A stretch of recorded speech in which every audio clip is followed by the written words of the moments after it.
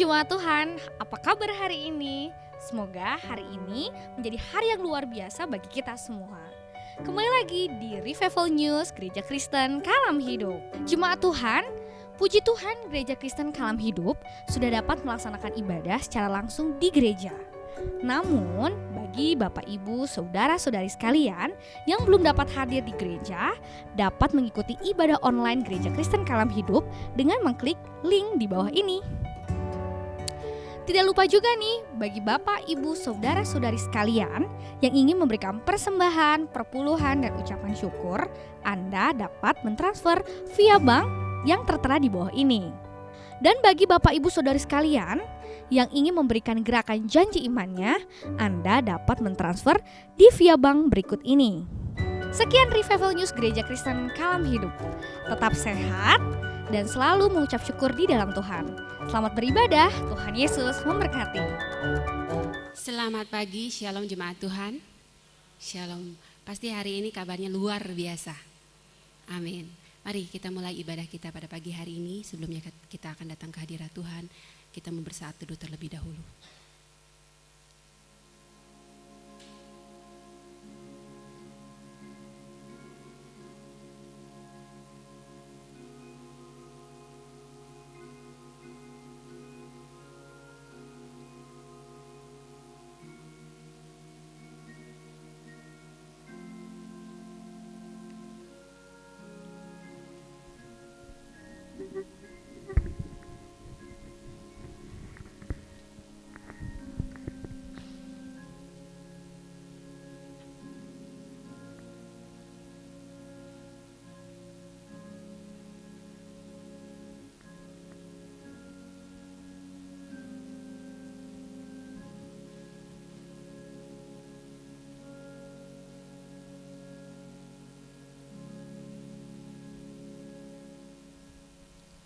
Jemaat silakan bangkit berdiri.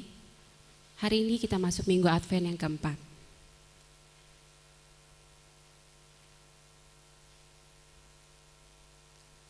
Matius 2 ayat 10-11. Ketika mereka melihat bintang itu, sangat bersukacitalah mereka. Maka masuklah mereka ke dalam rumah itu dan melihat anak itu bersama Maria, ibunya. Lalu sujud menyembah dia. Mereka pun membuka tempat harta bendanya dan mempersembahkan persembahan kepadanya, yaitu emas, kemenyan, dan mur. Pertolongan kepada kita adalah dari Tuhan, pencipta langit dan bumi dengan segala isinya. Damai sejahtera Allah dalam Tuhan Yesus turun atas kita sekalian. Amin. Mari kita masuk dalam doa. Tuhan Yesus yang baik, terima kasih Tuhan kalau pagi hari ini Kau masih memberikan kami berkat yang luar biasa, sehingga kami boleh ada saat ini itu semua karena anugerah-Mu Tuhan. Tuhan Yesus, biarlah setiap hati kami yang datang pada hari ini Tuhan, Engkau layakan, sehingga kami datang dengan penuh hati ucapan syukur, dengan kerendahan hati kami mendatang ke hadirat-Mu Tuhan. Biarlah kami menjadi persembahan yang hidup, yang kudus dan berkenan di hadapan Tuhan. Terima kasih Tuhan, terima kasih Yesus. Kami menyerahkan ibadah kami ini dari awal pertengahan hingga akhirnya ke dalam tangan-Mu. Di dalam nama Tuhan Yesus, Juru Selamat kami yang hidup. Amin. Kita mau menyatakan pengakuan iman rasuli. Aku percaya kepada Allah, Bapa yang Maha Kuasa, Khalik langit dan bumi, dan kepada Yesus Kristus Anaknya yang tunggal Tuhan kita, yang dikandung daripada Roh Kudus, lahir dari anak darah Maria, yang menderita sengsara di bawah pemerintahan Pontius Pilatus, disalibkan, mati dan dikuburkan, turun ke dalam kerajaan maut. Pada hari yang ketiga, bangkit pula dari antara orang mati, naik ke surga, duduk di sebelah kanan Allah, Bapa yang Maha Kuasa, akan datang dari sana untuk menghakimi orang yang hidup dan yang mati. Aku percaya kepada Roh Kudus, persekutuan kudus dan amin, persekutuan orang kudus, pengampunan dosa, kebangkitan orang mati, dan hidup yang kekal. Amin. Mari jemaat yang terkasih, kita mau datang ke hadirat Tuhan, memberikan pujian yang penuh ucapan syukur karena Dia sudah lahir ke dunia untuk kita yang tidak layak. Tapi kasih-Nya yang begitu besar, Dia mau tetap lahir ke dunia ini di dalam palungan.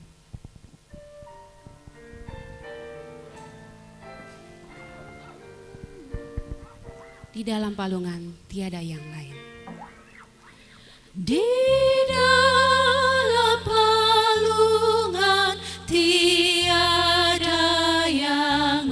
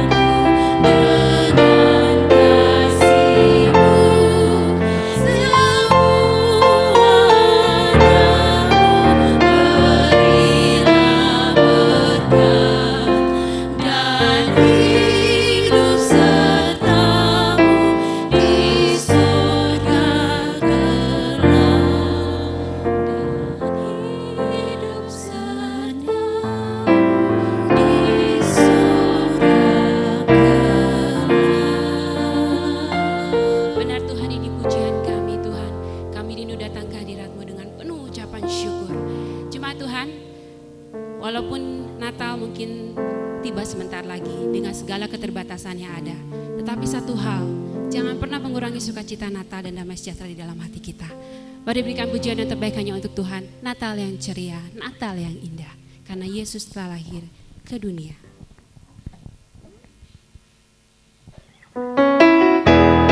Berikan pujian yang terbaik hanya untuk kemuliaan Tuhan. Katakan, hari Natal yang ceria, semuanya bergembira.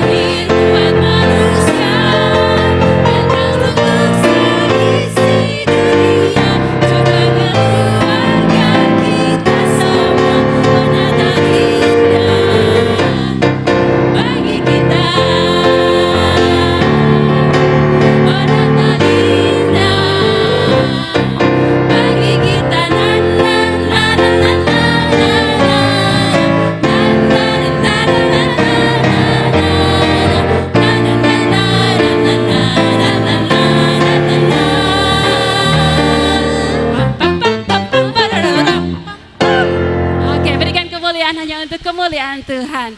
Jemaat Tuhan boleh duduk kembali. Kita mau datang ke hadirat Tuhan, menyiapkan hati kita menerima berkat firman Tuhan. Seorang anak telah lahir, Juru Selamat sebagai penasehat ajaib, Allah yang perkasa, Bapa yang kekal, Raja damai.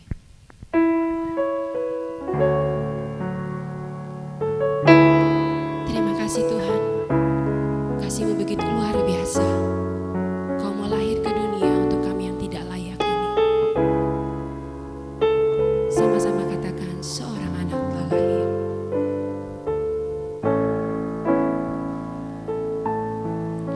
Seorang anak telah lahir untuk kita, seorang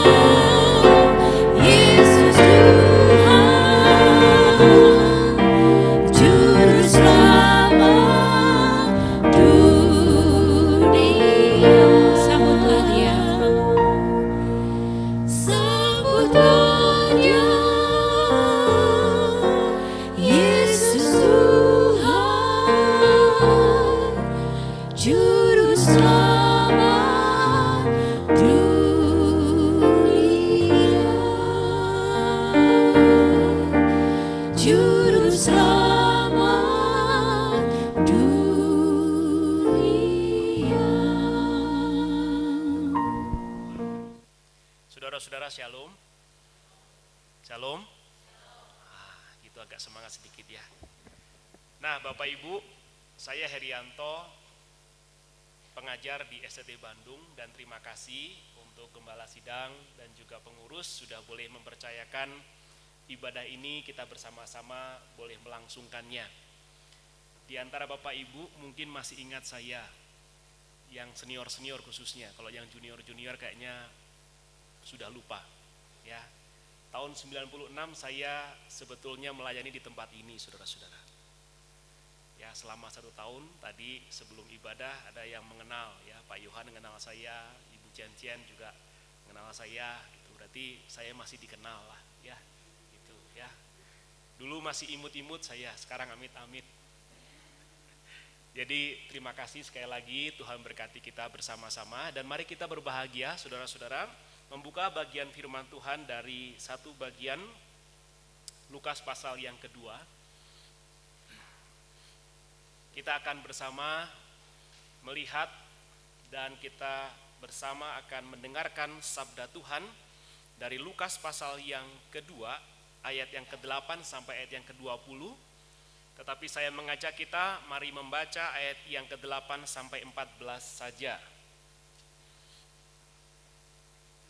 Lukas pasal yang kedua, ayat 8 sampai ayat yang ke-14. Mari bergantian dengan saya, kita membaca bagian firman Tuhan ini. Di daerah itu ada gembala-gembala yang tinggal di padang menjaga kawanan ternak mereka pada waktu malam.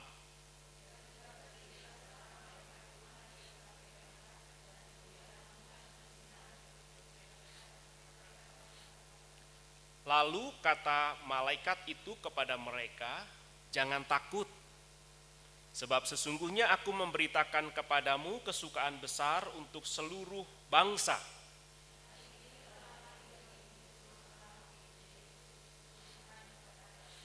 Dan inilah tandanya bagimu, kamu akan menjumpai seorang bayi dibungkus dengan lampin dan terbaring di dalam palungan."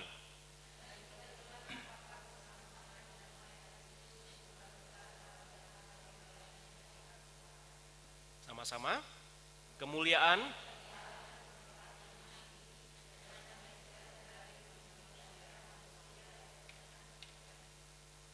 ya, saudara, kita hari ini hidup di tengah-tengah zaman yang banyak pakar menyebut ini, saudara, ya, era disruptif, ya. Satu era yang mungkin saudara-saudara baru pertama kali mendengar kata ini, disruption sebetulnya, tapi disruptif biasanya dikenal oleh orang. Era yang disruptif, era yang mengguncang, mengganggu, yang membuat begitu banyak perubahan. Saudara-saudara, era ini ditandai dengan beberapa hal. Mari coba kita ingat pelan-pelan. Siapa di antara saudara-saudara 10 tahun yang lalu pernah menduga bahwa kita menikmati segala sesuatu serba online hari ini? Saya ingat dulu ketika saya ke sini, saudara ya, tahun-tahun itu 96, pasti sekian puluh tahun yang lalu ya. Tiap kali saya pelayanan ke sini itu hanya pakai angkot, dan itu beberapa kali naik angkot. Ojek juga waktu itu kayaknya jarang sekali dan kayaknya nggak ada deh, belum ada.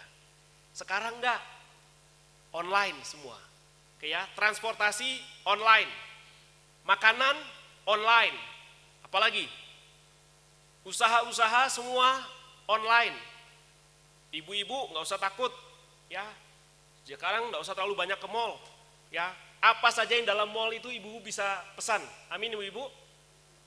Senang sekali ibu-ibu kok suruh belanja ya. Bapak-bapak ini, kalau udah akhir tahun tuh bapak-bapak yang mulai hatinya tuh, waduh, ciut itu bapak-bapak, saudara ya. Hari ini enggak, saudara. Disruptive era itu ditandai tidak hanya bicara mengenai digitalisasi, segala sesuatu serba cepat, efektif, efisien. Bukan hanya itu. Tetapi juga mengubah paradigma manusia, saudara. Paradigma kita itu berpikir, bertindak, bagaimana yang seharusnya terjadi. Itu menjadi masalah, saudara. Mengapa? Nah, mari kita ngelihat. Apa kaitannya sebetulnya era disruptif ini dengan kita sebagai umat Tuhan, sebagai anak-anak Tuhan? Tadi saya katakan, era ini ditandai dengan segala sesuatu yang serba cepat, serba efisien, serba efektif. Tidak peduli bagaimana cara mencapainya. Sekali lagi ya, tidak peduli.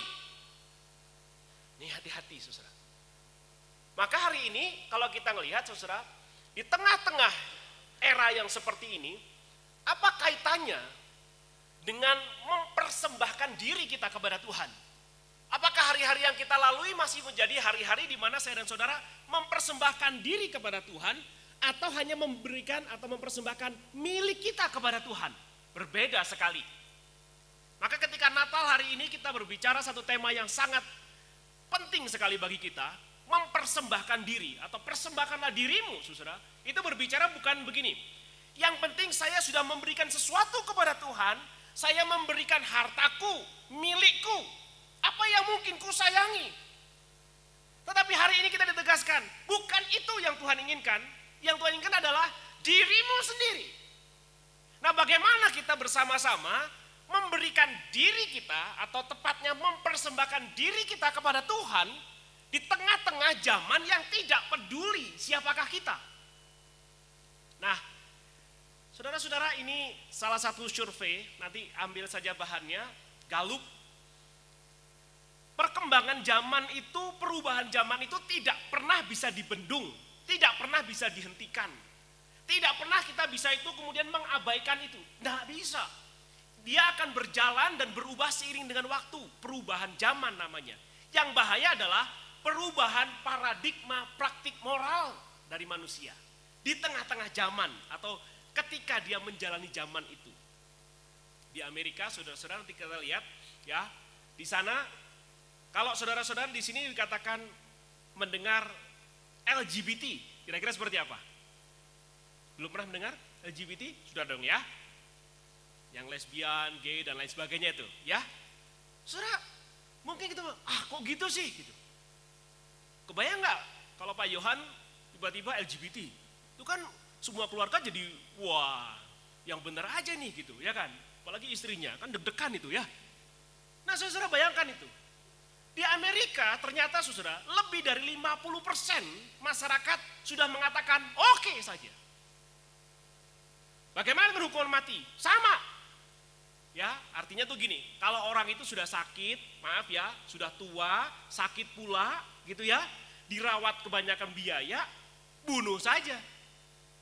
Sudah mulai mengatakan, oke, enggak apa-apa, belum lagi yang lain. Nah, sekarang mari kita melihat dan mari kita mencoba untuk lebih real di kita. Oke ya. Hari ini anak-anak muda, saudara ya, kalau ke gereja itu kan, maaf ya, nggak ada bedanya ketika pergi ke mall, betul nggak? Ya, saya nggak tahu di sini ya. Semoga tidak sih. Di gereja-gereja lain itu saya temukan tuh ya. Siapa di antara saudara yang masih berani menegur anak-anak remaja atau pemuda yang perempuan khususnya menggunakan rok yang sangat minim ke gereja atau pakaian yang belum jadi ke gereja, gitu ya? Tegur, ada? Nggak ada ya? Sah-sah saja kan? Nah, saudara, kalaupun ada yang negur, yang marah pertama kali siapa? Keluarganya. Ngapain ngurusin urusan orang? Kira-kira itu gitu toh. Nah, saudara-saudara, hari ini masyarakat itu begitu permisif. Sehingga anak-anak muda, saudara, anak-anak muda itu sudah mengatakan gini, nilai kehidupan yang menentukan bukan papa mamaku, bukan hukum, tapi aku. Nah, kalau udah begini repot, saudara. Saya bersyukur setidaknya pernah tinggal di Amerika karena studi. Dan setiap hari saya menemukan di taman itu saudara, anak-anak muda itu sudah, aduh, kalau kelakuannya itu minta maaf saudara ya. Udah gak ada yang ngatur saudara. Ya, mau pelukan kah, mau ciuman kah, mau apapun di taman itu, di taman saudara. Kebayang gak? Oke saja. Silakan aja kalau mau berani negur mereka. Berani negur, kita akan dimasukkan ke pengadilan. Mengurusi urusan orang, kira-kira itu begitu. Saudara, hari ini saya kasih tahu saudara-saudara, bukan perubahan zamannya yang bahaya, tetapi perubahan paradigma praktik moral kita di tengah-tengah Zaman yang tidak peduli lagi dengan nilai-nilai moral. Artinya apa? Masyarakat sudah sangat permisif. Kita hidup di tengah-tengah zaman masyarakat itu permisif sekali dengan nilai-nilai moral. Degradasi moral, turunnya nilai-nilai moral tidak lagi dimasalahkan. Karena itu sesuatu yang biasa menurut masyarakat hari ini. Atau dengan kata lain, sudahlah Pak, biarin sajalah. Daripada kita cari masalah, yang penting damai dengan semua orang. Saudara-saudara, persembahkan diri menjadi satu topik yang terus dibicarakan sepanjang zaman. Perjanjian Lama bicara mengenai persembahan-persembahan. Kalau saudara-saudara bisa melihat ada satu kitab, saudara, yang sangat membosankan. Kira-kira kitab apa dalam Perjanjian Lama yang paling membosankan? Semua Pak, puji Tuhan. Janganlah ya. Apa kira-kira? Ayo, yang paling membosankan. Oh, raja-raja. Ayo, Kejadian, Keluaran, nah sebutin semua kan berarti semua kan ya. Biasanya yang paling gak suka orang membaca tuh Imamat, saudara. Imamat itu bicara mengenai peraturan-peraturan, bagaimana persembahan, kekudusan, bagaimana ibadah, bagaimana, waduh itu diulang-ulang, saudara. Nah, artinya apa, saudara? Untuk memberikan persembahan kepada Tuhan berupa barang saja, umat Tuhan pada waktu itu diminta untuk jangan sembarangan. Baik itu nilainya, berapa banyaknya, kualitasnya, caranya. Nah sekarang mari kita lihat. Di zaman Perjanjian Lama juga, saudara, banyak orang, banyak ibu-ibu yang lama sekali gak punya anak, tetapi kemudian berjanji kepada Tuhan, ya nanti kalau Tuhan memberikan kepada saya anak setelah sekian lama, sekian tahun tidak punya anak, saya berikan kepada Tuhan. Misalnya saja Hana memperanakan Samuel, saudara ya, itu kemudian dipersembahkan kepada Tuhan. Anak ini, saudara, adalah anak yang betul-betul dijaga, saudara. Oke ya, tema tahunan katanya gereja kita adalah berani hidup dengan identitas diri sebagai anak Allah. Saya berharap tahun ini menjadi tahun di mana saya dan saudara menghidupi itu, bukan hanya kemudian, ya saya tahu Pak tema itu. Ini tema sangat besar, saudara-saudara, sangat urgent, sangat penting. Berapa banyak di antara saudara yang kemudian aware, oke, apakah saya sudah berani hidup dengan identitas diri sebagai anak Allah? Di tengah-tengah zaman yang, kamu anak Allah kah? Bukan, gak peduli deh. Yang penting kita survive. Jangan cari caranya. Yang penting kita survive. Itu bahayanya disruptive era itu seperti itu, saudara. Nah, mari kita melihat bagaimana kita menjalani kehidupan kita, melangkah, mempersembahkan diri kepada Tuhan. Bagaimana caranya? Oke ya. Nah, yang pertama adalah ini. Cara untuk saya dan saudara mempersembahkan dirimu kepada Tuhan adalah alamilah pemulihan di dalam Tuhan. Ayat yang ke-8 sampai 14. Kalau kita melihat bagian itu saudara-saudara, ayat yang ke-8 sampai 14, ya, itu berbicara mengenai bagaimana para gembala itu dipulihkan Tuhan terlebih dahulu sebelum para gembala berjumpa secara pribadi dengan Sang Kristus itu, Sang Juru Selamat itu. Saudara, para gembala pada waktu itu adalah satu profesi yang sebetulnya profesi yang sangat dihindari. Para gembala adalah kehidupan manusia yang tidak layak dijalani sebetulnya. Mengapa? Karena pada waktu itu saudara, para gembala itu profilnya seperti ini. Tidak memiliki ternak sendiri. Yang diceritakan ini adalah para gembala upahan. Saudara, ya, yang memang mengerjakan pekerjaan bukan karena disenangi, bukan karena dia memiliki, tetapi karena apa? Diupah. Gembala pada waktu itu, saudara, adalah hidup terpisah dari masyarakat. Mereka tidak boleh hidup bersama-sama dengan masyarakat. Sehingga sepanjang kehidupan mereka, mereka hanya hidup dengan ternak-ternak mereka di padang. Oke ya, itu para gembala.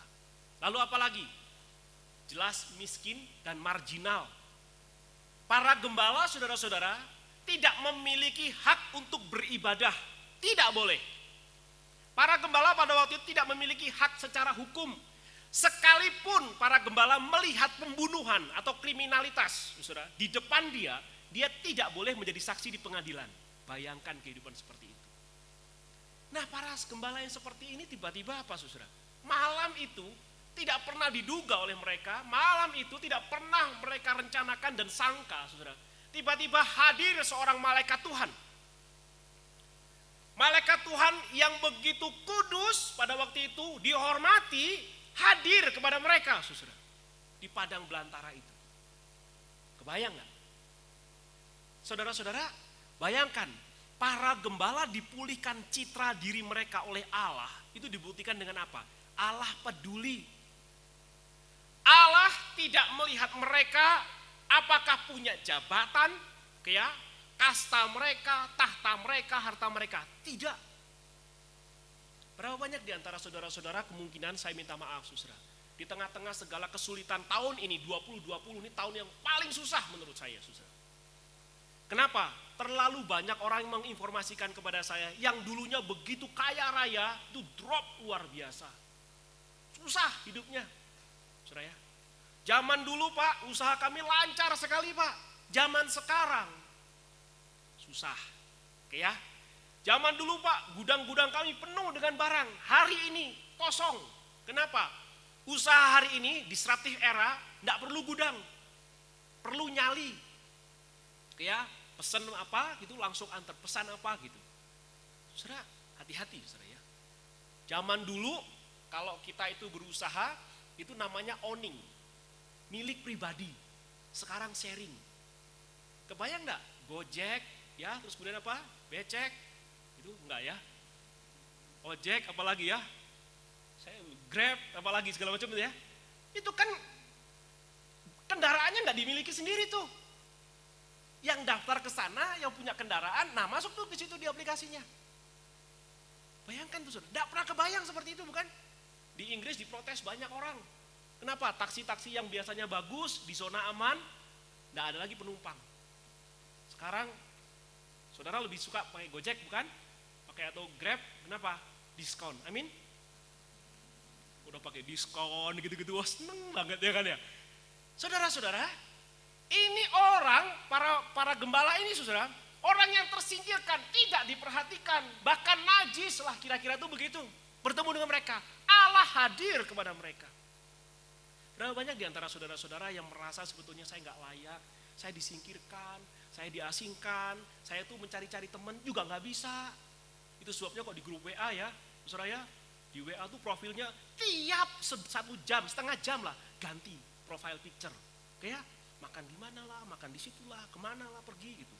Kok kayaknya hari ini luar biasa orang-orang ya. Kenapa? Ya minta maaf saudara, jangan terlalu sering mengganti profile picture saudara. Ya, atau saudara di Instagram, ya baru keluar dari gerbang rumah itu udah, saya pergi, saya sudah sampai, saya mau lapor kepada dunia gitu. Nggak usah lah, ya. Orang yang bisa menerima diri saudara adalah orang yang nggak perlu show off kepada orang lain. Sekali-sekali boleh lah ya. Nanti saya habis ini juga ke WA saya sudah ke Kalam Hidup gitu. Boleh aja sih ya. Nah, saudara-saudara, Allah berikan berita Natal. Satu berita yang tidak pernah mereka sangka. Tadi saya katakan, ini para gembala adalah orang-orang yang bahkan ibadah saja tidak punya hak. Nah, ini Tuhan mengatakan kepada mereka, saudara, jangan takut. Karena apa? Hari ini telah lahir juru selamat bagimu dan seluruh bangsa. Kebayang enggak saudara? Maka orang yang terasingkan, terpinggirkan, tidak berharga, bahkan sebetulnya enggak berarti kehidupannya saudara. Itu mendapatkan satu berita bahwa engkau adalah pribadi yang dikasihi Tuhan, yang berharga di mata Tuhan. Nah, mari kita melihat pemulihan apa yang Anda alami sepanjang tahun 2020 ini saudara. Apakah saudara-saudara mengalami pemulihan-pemulihan yang Tuhan berikan? Atau justru mengatakan pemulihan apaan Pak? Ini doa-doa saja gak pernah dijawab sama Tuhan. Benarkah demikian? Saudara, bagaimana dengan citra dirimu? Bagaimana dengan kesepian? Bagaimana dengan kepemilikan? Bagaimana dengan keluarga? Kesepian, mari kita lihat. Saudara, di Jerman itu sudah mulai terbiasa, hari ini ada aplikasi khusus untuk orang-orang yang ingin berbicara kepada seseorang. Dan itu ada aplikasinya. Saudara perlu? Perlu begitu? Pakai bahasa Jerman tapi? Enggak lah ya. Di sana sudah mulai itu saudara ya. Orang-orang tidak lagi bisa berinteraksi dengan orang lain. Kenapa? Karena urusannya masing-masing. Sehingga kalau mau berbicara panjang lebar itu ada aplikasinya. Berharap tahun depan di Indonesia ada. Siapa yang mau mulai ini siapa tahu nanti booming saudara ya. Boleh-boleh saja. Kebayang enggak? Jadi saya tuh berbicara kepada siapa nih? Ya kepada aplikasi itu. Aku lagi galau loh ya. Oh iya, dijawab. Gitu. Persis begitu saudara. Kebayang enggak? Nah, saya berharap di sini kalau ada orang yang, aduh aku lagi sedih loh ya. Oh ya, bisa enggak saya doakan apa gitu loh. Boleh. Jangan disuruh, oh saya punya aplikasinya, sok aja gitu. Keterlaluan saudara. Hari ini anak-anak muda coba lihat orang tuamu. Dengan segala kesusahan mereka, ada begitu banyak orang tua yang begitu kesepian dalam hidup. Jangkau mereka. Sapa mereka, apakah mereka mengalami pemulihan dari Tuhan? Atau mengalami satu penantian yang penting begini, cepat-cepat dipanggil Tuhan aja deh. Sekali lagi ya, para gembala untuk mempersembahkan diri, itu pertama langkahnya adalah mengalami pemulihan diri dulu. Anda mengalami begitu banyak kekecewaan, mungkin saja. Apakah sudah dipulihkan Tuhan sepanjang tahun ini? Atau semakin bertambah kekecewaan itu? Oke, yang kedua, kerjakan pewartaan.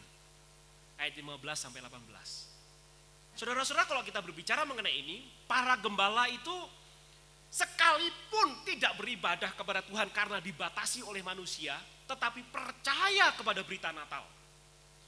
Apa yang disampaikan oleh oleh malaikat diterima oleh para gembala dan dipercaya, saudara. Lalu para gembala itu bergegas mencari yang diberitakan ini, bayi itu. Itu artinya apa? Mereka mengambil satu risiko besar, dipecat, dihukum, bahkan kehilangan mata pencaharian mereka. Dengan meninggalkan ternak-ternak mereka di padang. Mencari. Saudara bayangkan nih langkah ini. Langkah ini adalah begini. Aku tidak peduli apa yang aku miliki, apa yang aku dapatkan, aku sedang perjuangkan. Tetapi ketika aku menerima berita untuk aku datang kepada Tuhan, maka itu menjadi prioritas hidupku. Apakah itu yang terjadi dalam kehidupan kita? Atau kita sekarang malah bersukaria, Tuhan kalau boleh pandemi jangan cepat-cepat selesai. Kenapa? Aku sudah sangat senang tidak pernah ke gereja lagi. Riweh ke gereja tah, ya digosipin gitu ya. Nanti kalau udah apa-apa dimintain uang persembahan, tah etanya. Udah gitu disalahin lagi. Udah melayani susah-susah, dikata-katain lagi. Amin saudara? Oh, enggak, semoga tidak ya. Saudaraku yang dikasih Tuhan, bayangkan. Ketika para gembala menerima berita itu, mereka bergegas cepat-cepat. Kira-kira itu seperti itu. Dan para gembala mewartakan berita Natal. Berita yang disampaikan oleh malaikat kepada mereka, disampaikan kepada Yusuf dan Maria. Ini loh yang kami terima dari Tuhan. Nah, saudara-saudara, tahun 2020 menjadi tahun yang kelam bagi banyak pihak. Sekali lagi ya, saya selalu bertanya kepada teman-teman pengusaha, karena kami punya kelas namanya satu kelas marketplace ministry, saudara. Itu profesional, kemudian ingin mempelajari teologi, kira-kira seperti itu. Lalu kalau udah bertanya-tanya, saya biasanya tanya gimana usaha. Susah Pak, benar-benar susah. Saya nggak tahu sesusah apa. Tapi saya tanya ke teman yang juga punya toko, gimana? Kira-kira berapa persen? Paling 30% bisa terjual. Yang tadinya 70-80%, sekarang cuma 30%. Itu aja udah syukur. Susah bukan? Pertanyaan sekarang, berita apa yang sedang Anda sebarkan? Nah maaf ya, sekarang ini kalau di medsos saudara, yang paling tren ya, lagi viral itu kira-kira berita apa? Masih ingat gak? Gak tahu? Ah, pura-pura gak tahu. Ya, beberapa waktu yang lalu ada artis kayak dengan videonya, masih ingat? Ayo, pasti ingat kan ya? Berapa waktu yang lalu kira-kira ada kelompok massa yang kemudian ditangkap. Tahu kan ya? Tahu, kira-kira gitu kan ya? Kalau kelompok itu ditangkap, kira-kira hati saudara gimana? Perasaan saudara? Bahagia bukan? Hati-hati saudara. Hati-hati sekali. Oke ya? Saya nggak usah ngomong itu ya, siapa ya? Hati-hati loh. Terlepas dari benar dan salah saudara. Kita ini sekarang dalam kondisi yang begitu banyak keterbatasan informasi. Sekalipun kita tuh begitu banyak disebarkan informasi. Kenapa? Terlalu banyak yang tidak betul sebetulnya. Semoga saja apa yang dilakukan aparat itu benar, saudara. Oke ya? Tetapi kita lihat sekarang, berita apa yang saudara sebarkan? Yang paling senang adalah hoax. Ingat nggak si Cici itu? Oh ya, kenapa? Cici tahu nggak Cici? Oh ya, sebarkan. Tahu nggak Cici itu begini-begini? Ternyata, udah selesai. Padahal belum tentu itu betul. Nah, adakah berita sukacita karya Allah yang Anda beritakan? Suatu ketika, saudara, ada teman yang tiap hari saudara, itu memberikan kepada saya itu renungan harian. Tiap hari. Lalu di grup itu, karena kami ada satu grup, saudara, sama-sama Kristen, ngasih tahu, minta maaf ya, kalau boleh grup WA kita jangan diisi dengan hal-hal yang renungan harian, diganti sama dia. Besoknya dengan ayat Alkitab, tiap hari kirim satu ayat. Komen lagi, kalau bisa jangan kirim ayat. Oke ya. Sekarang saudara, orang-orang yang memberitakan tentang karya Allah itu selalu ngomong, nggak usah dah, nggak ada kaitannya sama kita. Oke ya. Saya tidak mengatakan besok kita semuanya pakai ayat-ayatan, ya nggak usah, nggak perlu begitu juga, saudara ya. Kalau boleh, saudara, beritakanlah apa yang Tuhan kerjakan dalam dirimu, dan itu life, hidupmu, itu pasti menghidupkan, saudara. Ya, mengapa para gembala itu begitu hidup memberitakan itu? Karena apa yang diberitakan oleh malaikat diterima dan mengubah mereka. Sehingga ketika mereka mengalami perubahan diri, saudara, mereka memberitakan dengan bahagia. Di tengah-tengah segala kesusahan, masihkah engkau bisa memberitakan karya Allah dalam hidupmu? Itu pertanyaannya. Ya. Yang terakhir. Biasanya kalau udah yang terakhir itu senang sukacita, saudara. Amin, saudara.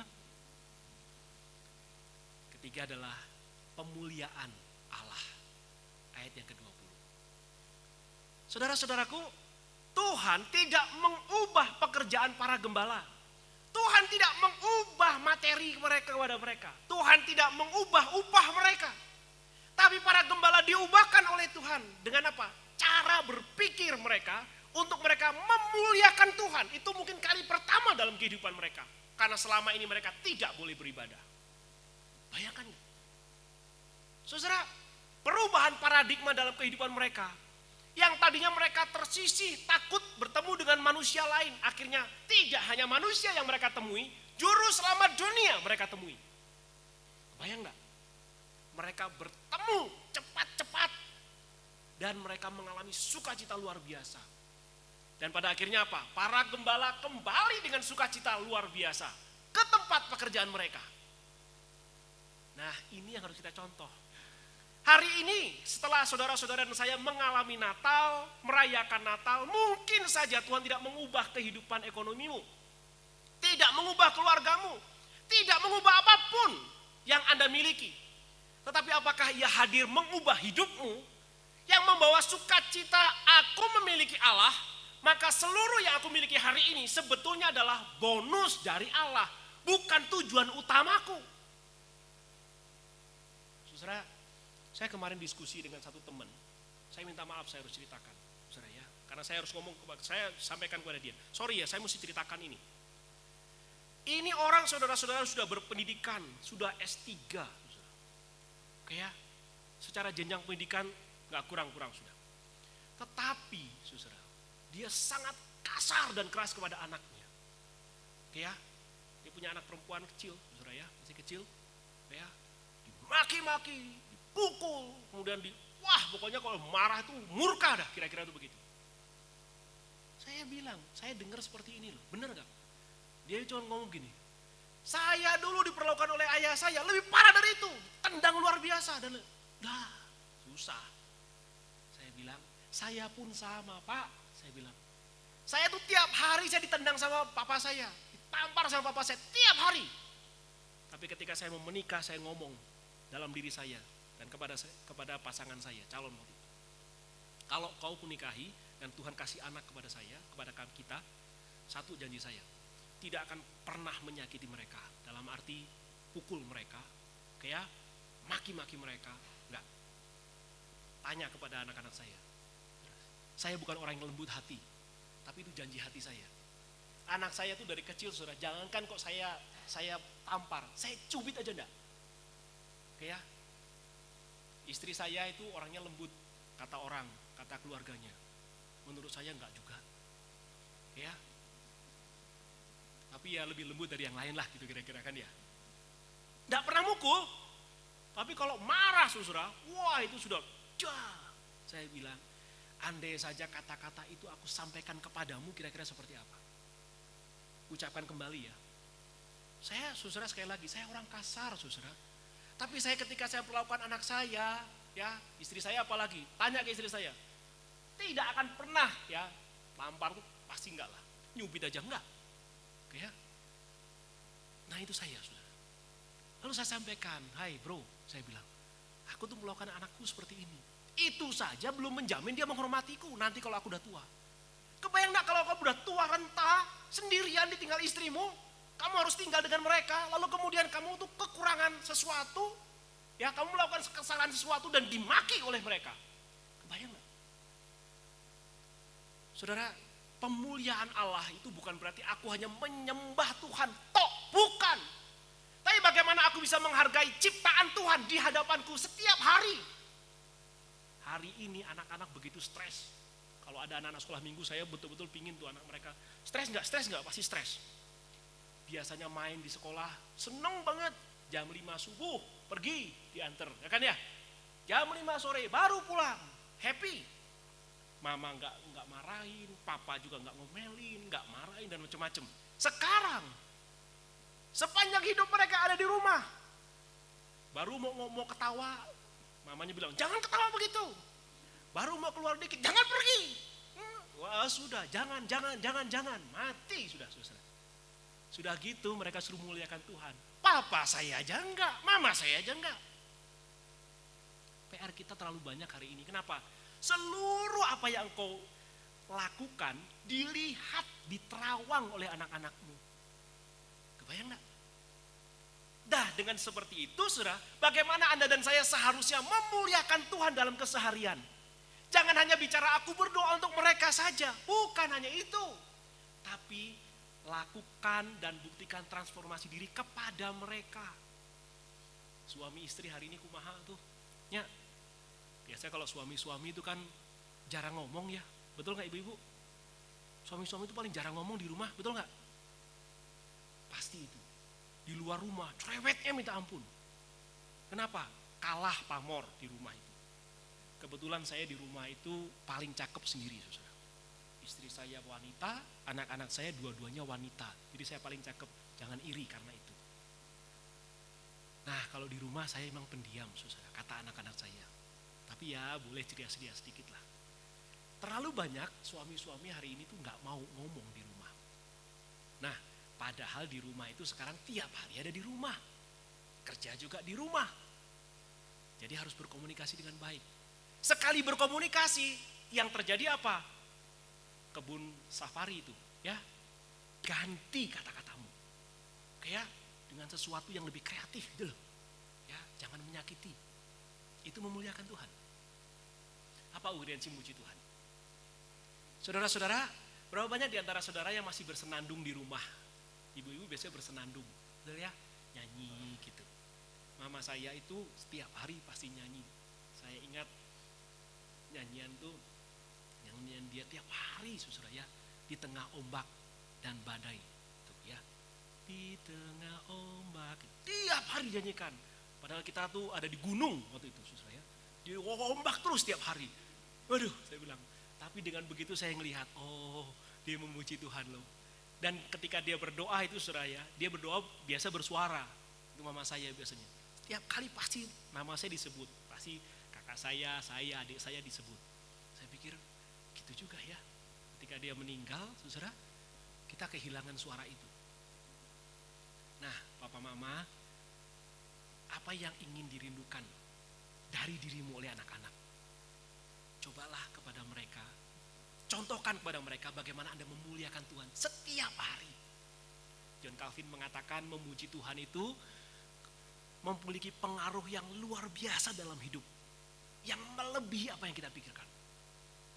Mungkin saudara susah, tapi ketika Anda memuji Tuhan, berbeda suasananya. Mungkin Anda kecewa, ketika Engkau memuji Tuhan, berbeda ceritanya. Mungkin saudara-saudara sedang gagal-gagalnya dalam kehidupan, tapi engkau memuji Tuhan dan sanggup memuji Tuhan, berbeda kisahnya. Nah, saudara-saudara, mari kita lihat mengapa jemaat sulit memuji Tuhan. Beberapa alasan ini. Tidak alami kehidupan bersama Allah. Karena selama ini dia berupaya setengah mati dengan segala usahanya. Sendirian, tanpa Allah sebetulnya. Kecewa terhadap Allah. Kurang apa aku Tuhan? Pendetaku aja kalah. Kayak melayani ini, melayani itu, tak lakukan semua. Tidak dikasih gaji lagi. Saya sudah lakukan, kurang apa? Kenapa usahaku macet? Kalau udah begini, gimana muji Tuhan? Saudara, dalam Alkitab, sekarang saya tanya. Kira-kira umat Tuhan tuh boleh mengeluh kepada Tuhan nggak? Boleh nggak? Boleh nggak? Ayo, boleh nggak? Boleh, saudara-saudara. Banyak hamba Tuhan ngomong jangan ngeluh kepada Tuhan ya. Saya katakan boleh. Saya buktikan. Ya, Musa mengeluh kepada Tuhan. Ayub mengeluh kepada Tuhan. Sesaleh-salehnya Ayub. Abraham mengeluh kepada Tuhan. Kristus mengeluh. Tuhan, mengapa engkau meninggalkan aku? Jadi penuh dengan keluhan sebetulnya, saudara. Jadi sekarang daripada engkau mencari aplikasi mengeluh, mengeluhlah kepada Bapamu di surga. Oke ya, ngomong Tuhan. Nah, saya kasih tahu nih ya, suatu ketika awal-awal saya menikah dulu, kata orang bahagia banget kehidupan saya. Menurut saya enggak, saudara ya. Saya kasih tahu ya, tahun 2 tahun lah ya saya menikah, saudara ya. Kami hampir bercerai. Karena tiap hari itu gak ada yang cocok, saudara. Suatu ketika saya tidak ngomong dengan istri saya 3 hari. Bapak ngomong, Bapak baru 3 hari, kita 3 bulan Pak. 3 hari saudara ya. Wah itu rasanya sudah gak enak. Masih punya anak 1 waktu itu, masih kecil, bayi, kayak 3 hari gak ngomong. Dia gak ngomong, saya gak ngomong. Tidur 1 ranjang, ya kan ya. Berdoa lagi, hebatnya hamba Tuhan tuh gitu loh. Berdoa lagi loh, ya. Terus saya mikir saudara, hari kedua. Gak ngomong 1 hari ini sudah ya, dia juga gak ngomong nih ya. Hari ketiga, saya berdoa, Tuhan, saya sengaja memang bersuara hari ketiga. Ya, Tuhan, tolonglah supaya hari ini istri saya berbicara kepada saya. Dia sudah bangun juga, dia berdoa juga di sisi saya. Terima kasih Tuhan, amin. Habis saya amin, ya, Papi selamat pagi. Puji Tuhan, selamat pagi. Jadi kalau Bapak Ibu nanti kalau bentrok kayak di rumah ya, tipsnya cuma begitu. Doalah dengan bersuara. Tuhan, ubahlah istri saya menjadi bidadari. Oh gitu, bisa ya. Coba aja ya. Saudara-saudara, sebetulnya konflik rumah tangga itu indah kalau kita bisa menyikapinya dengan baik. Caranya apa? Libatkan Tuhan di dalamnya. Pasti beres. Engkau kecewa dengan anak. Tuhan engkau sudah memberikan kepada anak. Kepada kami ini. Banyak orang yang punya anak. Kami bersyukur untuk segala sesuatunya. Dan kami mohon Tuhan memberikan pertumbuhan yang baik, segala sesuatu yang baik kepada mereka. Kan bagus. Anak-anak juga berdoa. Pulang dari tempat ini, saya minta kepada saudara satu hal. Coba nanti kepada anakmu, ya, doakan dia. Betul-betul doakan, betul. Berikan berkat kepada mereka untuk tahun ini. Dan mereka juga minta supaya berdoa kepada Tuhan. Untuk Anda, kira-kira doanya apa? Dengerin baik-baik. Jangan pesen. Doain mama ya, nanti mama, jangan. Coba doakan papa mama, apapun terserah. Lihat apa yang diucapkan mereka. Siapa tahu Tuhan, terima kasih punya mama. Tolong jangan cerewet ya, siapa tahu. Di tengah era disruptif saudara. Kayak ada urgensi kita mempersembahkan diri. Ada urgensi, bagaimana caranya? Alamilah pemulihan diri. Jangan ngotot, jangan kecewa terus, alami pemulihan diri. Kerjakan pewartaan. Tuhan sudah mengubah aku seperti ini. Aku ceritakan kepada dunia, sekitarku, memuliakan Tuhan dalam keseharian. Apapun yang aku alami, apapun kekecewaan, seberat apapun kegagalanku, aku ingin memuji Tuhan. Kenapa? Karena milikku itu hanya sesuatu yang fana, saudara. Ya, nanti akan hilang. Tetapi Allah itu akan kekal. Tadi kita bicara mengenai Bapa yang kekal. Terjemahan yang terbaik adalah bukan Bapa yang kekal. Bapa dari kekekalan sebetulnya. Jadi Kristus bukanlah Bapa, tapi dia Bapa dari kekekalan. Bapa dari kekekalan, kalau bahasa Ibraninya itu artinya apa? Dia pemilik kekekalan. Itu artinya apa? Sang Putra itu adalah Allah. Mari kita melangkah bersama, mempersembahkan diri kepada Tuhan setiap hari. Dengan cara apa? Alami pemulihan-pemulihan setiap hari. Wartakan Tuhan dan muliakan Tuhan dalam keseharianmu, dalam perkataanmu, dalam tingkah lakumu, dan teladan hidupmu. Mari kita berdoa. Saudara-saudara yang dikasihi Tuhan, Kristus hadir bukan untuk membuat Anda dan saya menjadi umat Tuhan saja. Hadir untuk membawa realitas baru dalam kehidupan Anda dan saya. Kristus hadir untuk mengubahkan saudara dan saya. Bukan hanya soal materi, harta, tahta, kasta Anda. Bukan saja itu. Tapi berbicara mengenai bagaimana Anda diubahkan Tuhan sebagaimana para gembala diubahkan Tuhan. Dan membuat Anda akhirnya menjadi agen-agen perubahan dalam dunia ini. Pertama kali adalah ubahlah cara pikirmu. Cara bicaramu. Tingkah lakumu. Sikapmu menghadapi masalah di dalam rumah tangga. Wariskan nilai-nilai Kristiani. Karena engkau mempersembahkan diri kepada Tuhan. Tuhan, kami hidup di tengah-tengah zaman yang tidak mudah. Secara ekonomi kami sulit. Usaha kami terbatas dan kerap kali kami gagal. Tuhan tolonglah di dalam nama Tuhan Yesus Kristus. Berkati kami di tahun-tahun mendatang. Dan kami bersyukur untuk setiap pemeliharaan Tuhan sepanjang tahun ini yang tidak mudah. Mampukan kami sebagaimana para gembala mempersembahkan diri kami kepada Tuhan. Jadikanlah kami persembahan yang hidup dan berkenan kepadamu, ya Tuhan. Di dalam nama Tuhan Yesus Kristus. Amin. Tuhan memberkati. Selamat Natal.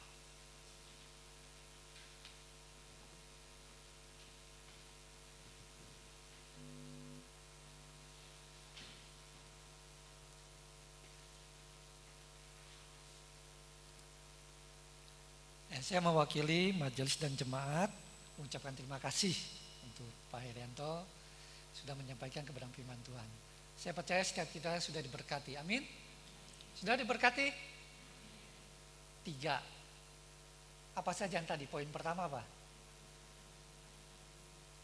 Kok suaranya kecil? Pemulihan. Yang kedua, yang belakang nyatet, saya tahu yang belakang diem. Coba, saya mau tahu yang di depan ini. Yang ketiga apa? Hah? Yang ketiga, pemuliaan. Ya, Bapak Ibu ingat ya, 3 ini ya kita lakukan ya. Baik, Bapak Ibu ada beberapa warta yang akan disampaikan. Ada di ini, waduh warnanya kok gelap ya, nggak kelihatan ya. Ya, malam puji dan doa tetap ada, Bapak Ibu. Malam puji dan doa tidak libur.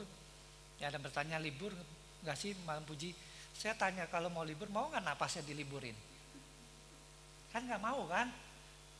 Doa adalah napas kita bangkit, jadi doa tidak boleh libur. Doa tetap kita jalan. Doa ada kita berbicara kepada Tuhan, kita bercakap-cakap, dan juga Tuhan berbicara kepada kita ya. Jadi malam puji doa tetap tidak off ya, tetap dilakukan secara online ya, melalui meeting ya.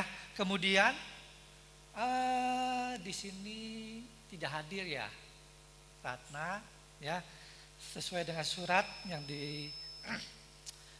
surat untuk menjadi anggota yang diajukan kepada GKKH, maka dengan resmi hari ini, terhitung hari ini, Saudara Ratna menjadi anggota GKKH, ya. Dan kebetulan kemarin pada waktu pertemuan dengan Kapolsek, saya bertemu langsung dengan juga gembala daripada Ratna yang dulu, dan kami bercakap-cakap, dan dia sangat-sangat welcome dan menyerahkan Ibu Ratna kepada kita untuk digembalakan dengan baik, ya. Jadi karena itu kita resmi menerima Ibu Ratna untuk menjadi anggota jemaat daripada GKKH. Bapak Ibu saudara sekalian, kemudian tanggal 25, ya, tanggal 25 kita tidak merayakan perayaan Natal. Yang kita rayakan, yang kita lakukan adalah ibadah Natal.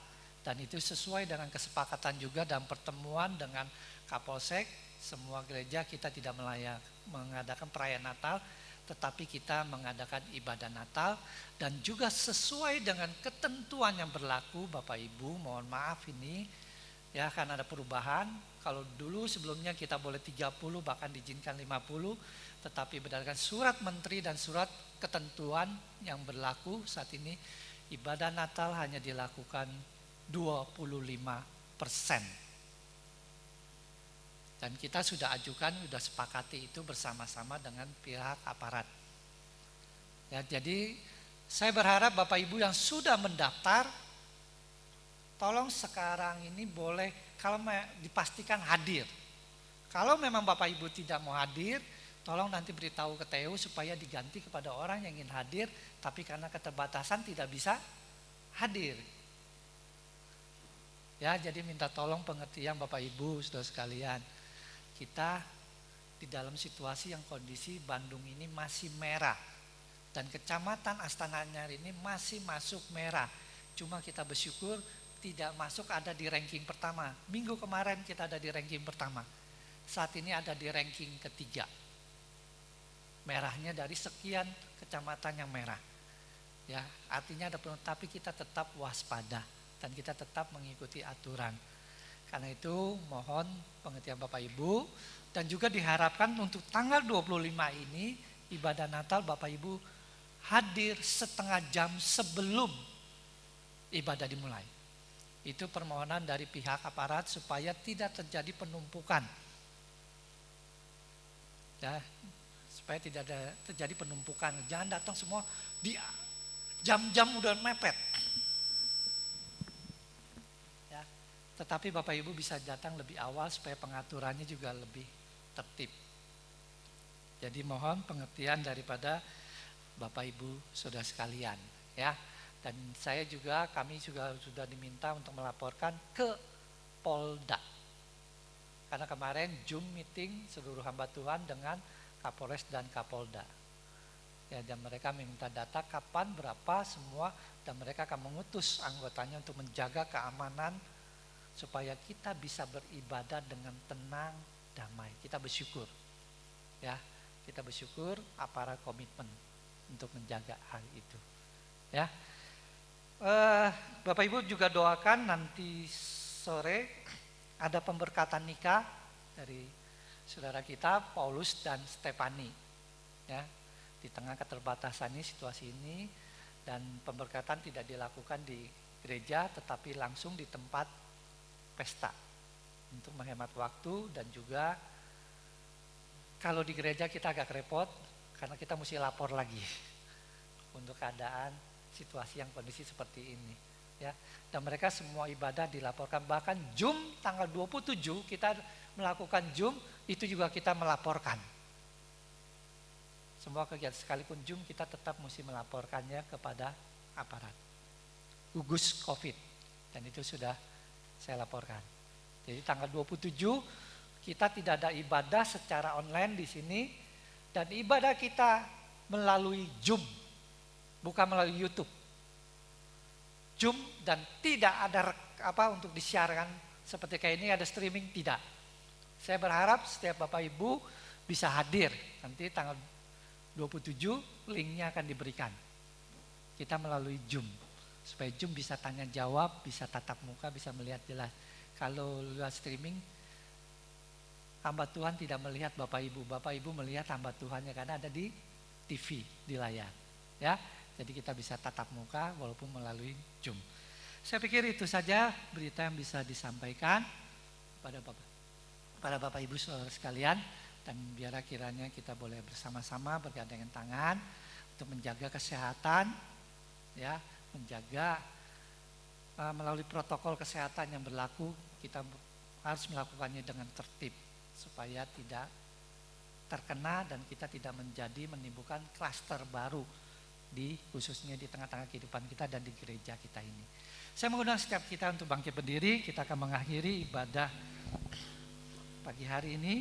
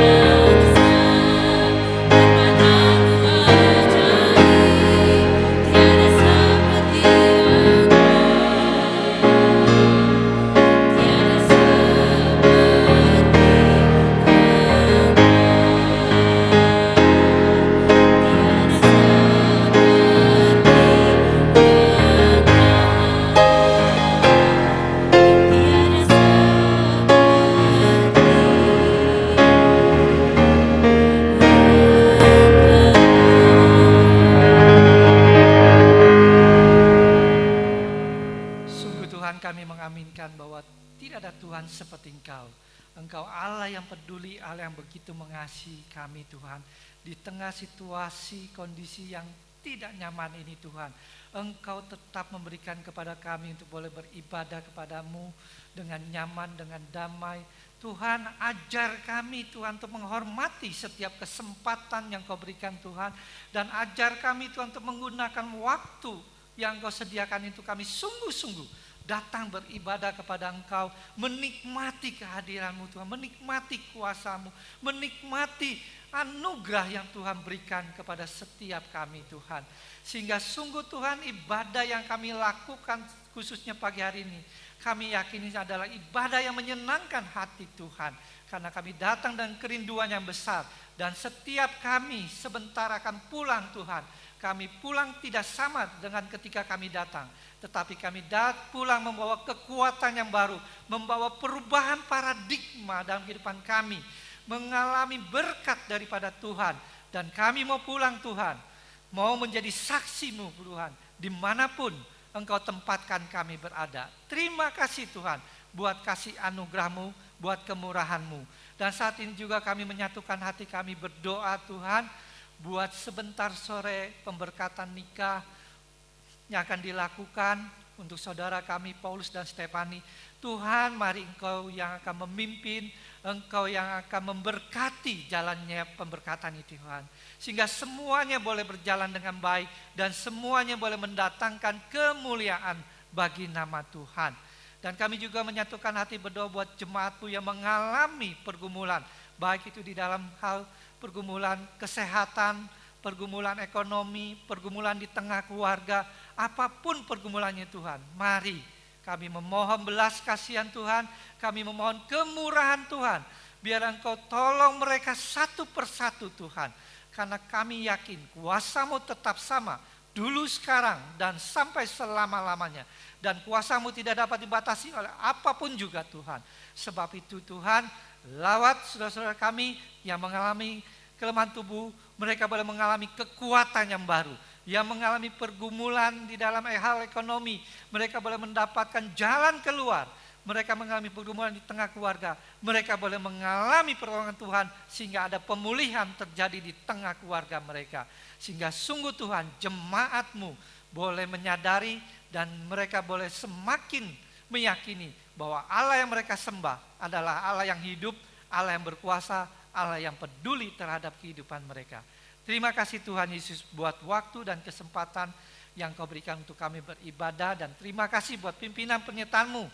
Engkau sudah memimpin ibadah kami dari awal, pertengahan, hingga pada akhirnya. Dan sebentar kami akan mengakhirinya. Jemaat yang dikasihi Tuhan, arahkanlah hatimu, pulanglah dan terimalah berkat daripada Tuhan. Damai sejahtera daripada Allah Bapa, cinta kasih daripada Tuhan Yesus Kristus yang sudah bangkit, sudah mati bangkit dan naik ke surga bagi saudara dan saya. Dan persekutuan Allah Roh Kudus yang akan menyertai engkau mulai hari ini sampai selama-lamanya. Amin.